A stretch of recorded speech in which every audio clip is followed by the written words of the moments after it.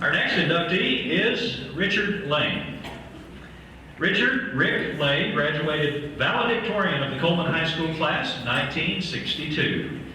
He received his Bachelor of Science degree in Chemical Engineering from Texas Tech University in 1967, his Master's of Science degree in Chemical Engineering in 1969. His graduate school research project involved outgassing of plastics in spacecraft and was sponsored by the National Aeronautics and Space Administration. Now keep in mind, this was during the height of the space race, and of course we all remember a specific accomplishment NASA made in July of 1969. Following graduation, Rick served in the military from 1969 to 1971. He attended officer training in Virginia. So how do they pronounce it in Virginia? Belvoir? Belvoir. Because overseas, I think they say beaver, don't they? Yeah. It was in Virginia. Belvoir, okay. He received commission as second lieutenant, ranking third in his class. He was stationed in Fort Hood, where he worked on computer systems for combat companies. He was discharged in 1971, receiving a Meritorious Service Award. Rick then began his 32-year career at 3M Corporation in Brownwood. He started out as a shift supervisor, working a different shift every week. Over the next 6 years, he was a process engineer, then general supervisor of the converting area, overseeing 105 employees. He was then promoted to superintendent of manufacturing at the 3M plant in Alabama, and he held that position for 4 years.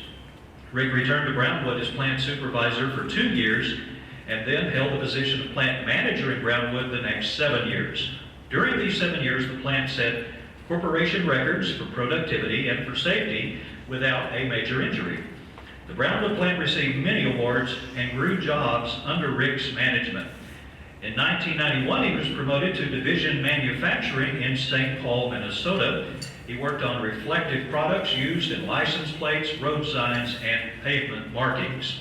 In 1994, Rick was promoted to international manufacturing manager, relocated to Brussels, Belgium, where he was manager of 3M plants in Germany, France, Italy, and the Netherlands.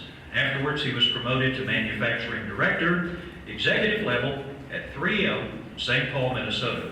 He spent 7 years managing 3M businesses around the world in China, Korea, Japan, Mexico, Brazil, and Venezuela. Rick retired from 3M in 2003 and did engineering consulting for an additional 2 years. Rick's life has been characterized by high achievement in his education, his military service, and his profession, along with high moral standards and a dedication to his family. It is my pleasure to introduce Richard Lane as a 2022 Coleman ISD Hall of Honor inductee. Mr. Lane, please come and accept your award.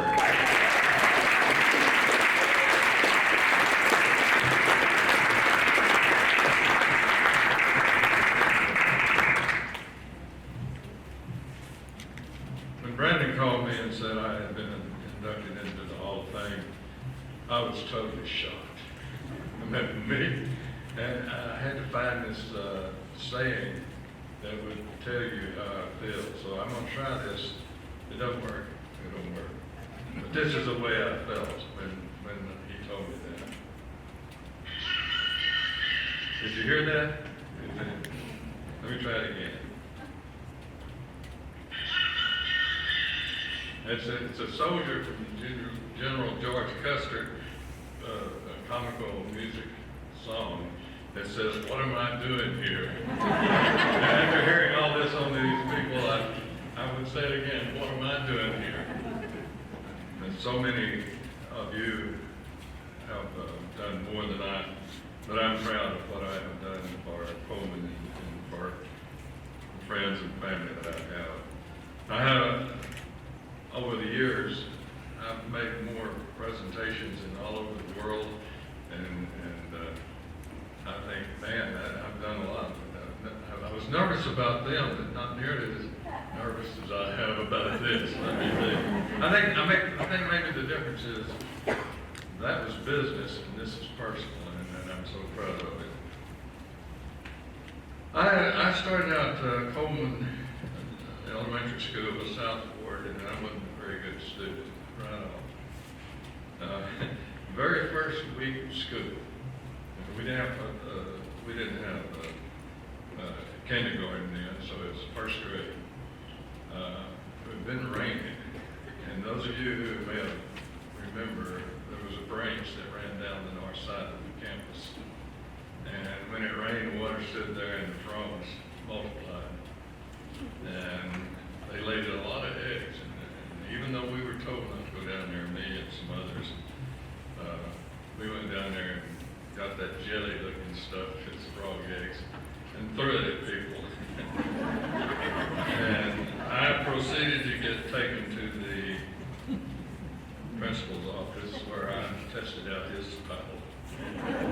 We don't do that these days, but back then paddling was a pretty popular situation. That was bad enough that I went home, and my father found out that I had gone to the principal's office, so I got paddled again. And I never did figure out for sure who told the principal or who told my father that I was paddled by the principal. But I had a brother that was 2 years older than me. He certainly was in the right position.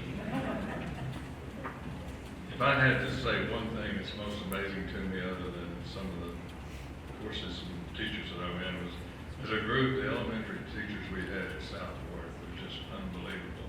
And I believe that's the basis for everything that's happened to me, because you got where you wanted to learn. And it's happening today. I have twin grandkids, and one of them, Mr. Trey, was in a little fuss with his mother last year, and in frustration, he decided hey, I'll just live at the kindergarten class and stay there and not live at home. But that tells you that there is a teacher there that really, really knows how to handle kids and teach them how to learn. My father, as I mentioned, paddled me, but he's probably the smartest man I ever knew. He didn't finish the 7th grade, but all of his kids went to college, and that tells you what kind of man he was. He also was a great lover of Coleman football. In those days, you had to be. In 9th grade, I was about 5 foot, and I weighed about 90 pounds. And I decided I was a better basketball player than I was a football player, and so I quit football. And I walked home from the Hufford field, and my father was plowing out there, and I got on the tractor with him, and he says, "Why are you home early?" I said, "I quit football today." And it was like icicles, it was fun. And then he said, "So what are you going to do with your time?" I said, "I'm going to be valedictorian of my class." That was 4 years before I graduated valedictorian in 1962. The teachers at the high school were just unbelievable. And I make an example of one. Mr. Coursey, who decided he would open up a new course called calculus, but there was no time for it in the curriculum, so we all came early to do calculus before the regular school days. So that's what you call dedication, especially with some of us. I think, Hubert, were you in there? Were you in that work? Too early in the morning, Rick. So Miss Blanton was a great chemistry teacher, and guess what? I combined the two and became a chemical engineer. That I worked at some total of 3 years as a chemical engineer.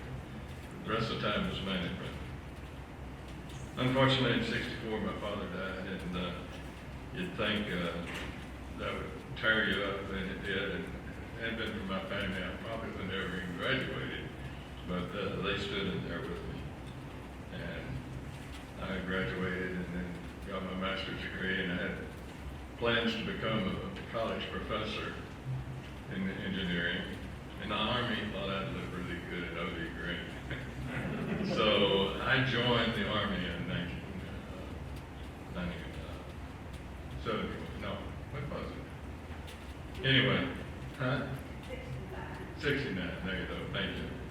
And did all the training that soldiers were getting during the Vietnam era. If you don't believe that changes the type of person you are, just try it. Especially OCS, it's tough. But I think I've said enough to tell you that I'm a person who believes in being happy.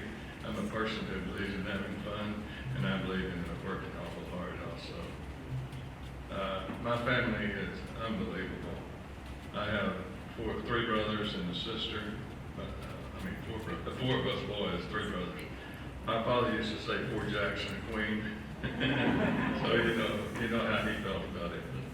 But they were all so wonderful, especially after my father died, and supporting me and keeping me on the straight and narrow. My sister Peg made me a connoisseur of bologna sandwiches. So that's what we lived on in the early days. So if you have friends and family that are on your side, you have everything. And you got to say one more: if you're a male like me, you don't have a wife that can live with you for 53 years. Well, you're missing out on some real fun. And I think with my wife, and she's followed me all over the world. So thank you for this honor. I'm still blown away by it, but I'll do the best I can to help people in the way we have up to this point. So thank you very much.